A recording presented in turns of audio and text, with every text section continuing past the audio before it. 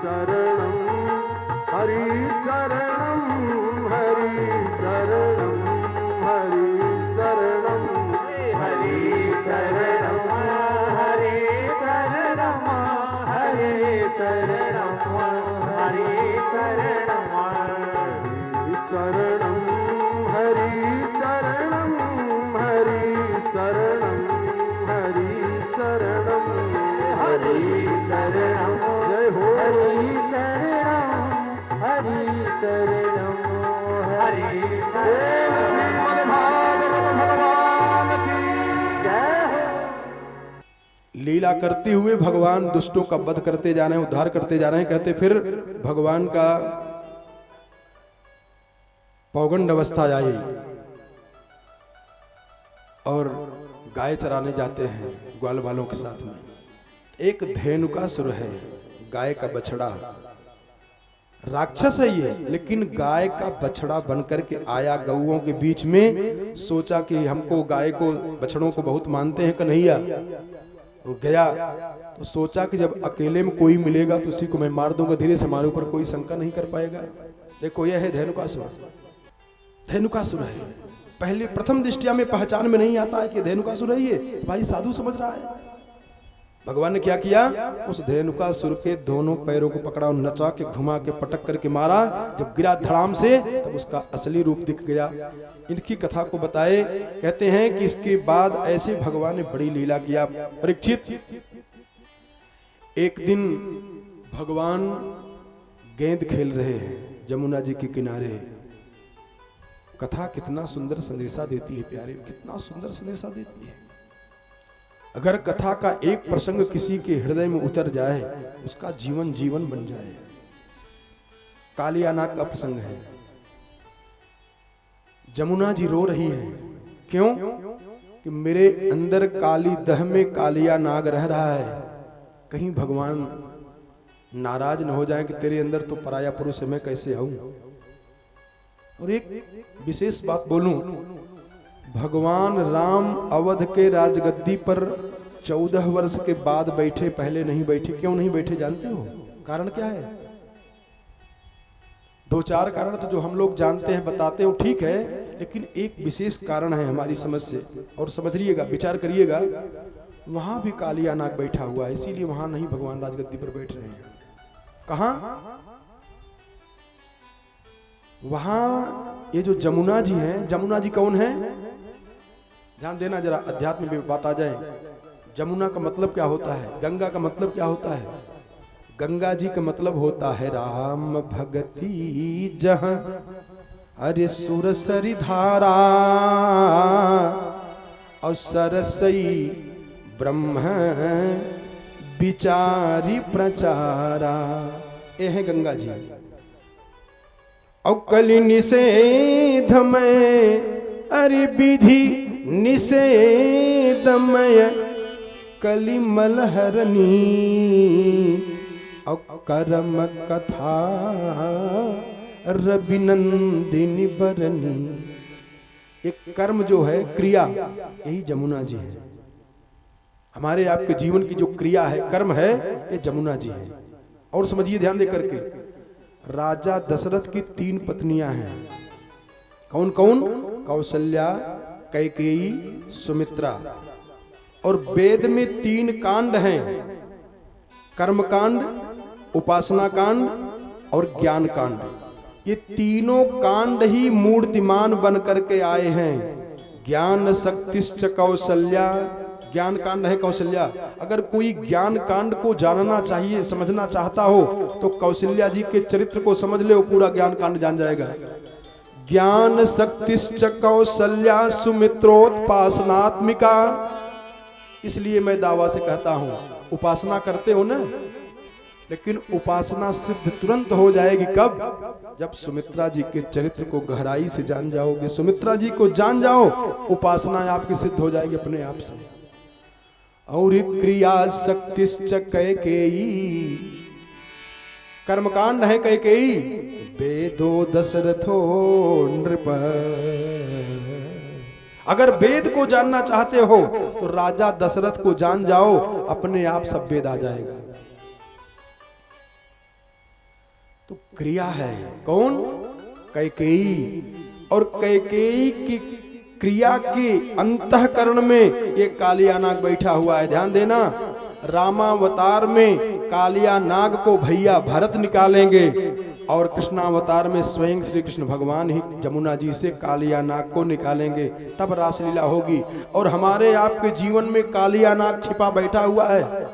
जानो, पहले जानो तो कि हमारे अंदर कालिया नाग बैठ गया है, कहाँ बैठा है, कैसे निकालें उसको।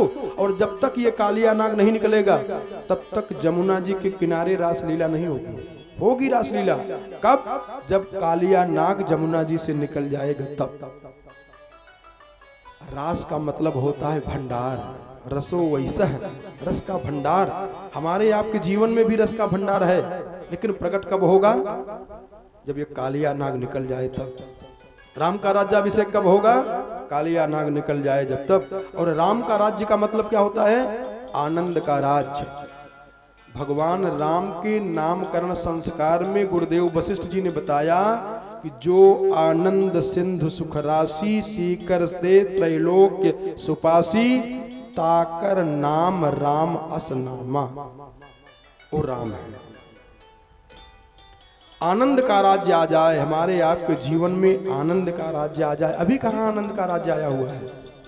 ये कथा समझो और ये निकालने का प्रयास करो, आनंद का राज्य आ जाए। तो काली दह में कालिया नाग रह रहा है और जमुना जी निवेदन कर रही हैं, भगवान से प्रार्थना कर रही, महाराज मैं बहुत चाह रही हूँ लेकिन ये कालिया नाग निकल नहीं रहा है, आप कृपा करके निकाल दीजिए। तो भगवान ने लीला किया। क्या कहा कि ग्वाल बालों के साथ में भगवान जमुना जी के किनारे गेंद खेलने लगे जानबूझ करके। और जमुना जी की प्रार्थना को परमात्मा ने स्वीकार किया और गेंद खेलते खेलते भगवान ने जानबूझ करके गेंद उठाया और मारा जोर से, काली दह में गिरा धड़ाम से।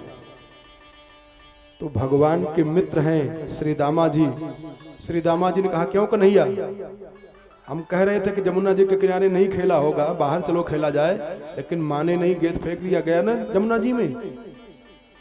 तो भगवान ने कहा कि तो क्या हुआ, चलो दूसरा गेंद लाएंगे। देखो भगवान नरलीला करना चाह रहे कि कोई हमको जान न पावे कि भगवान है।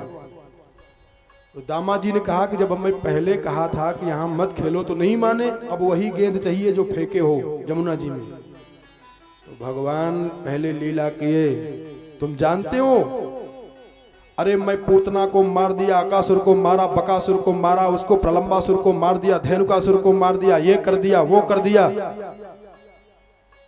श्री दामा जी ने हंस के कहा कि महाराज वो सब जो जैसे थे वैसे मार दिए, हमको नहीं मार पाओगे, गेंद लाइए आप। और दोनों में मीठा बहस हुआ और मीठा बहस होने के बाद भगवान ने कहा कि यार नहीं मानोगे? कहा ना। भगवान कदम्ब के वृक्ष पे चढ़े, आप मान जाओ भाई। कहा ना वही गेंद लाओ। भगवान छलांग लगा दिए कालीदह में। जब कालीदह में कूदे तो देखे अंदर, ध्यान दीजिएगा, तम जिह्वया द्विशिखया परिले लिहानम द्वे सृक्किणी ह्यति कराल विषाग्नि दृष्टिम और क्रीडन्नमं परिस्सार यथा खगेन्द्रो बभ्राम सोप्यवसरम प्रसमीक्षमाणः।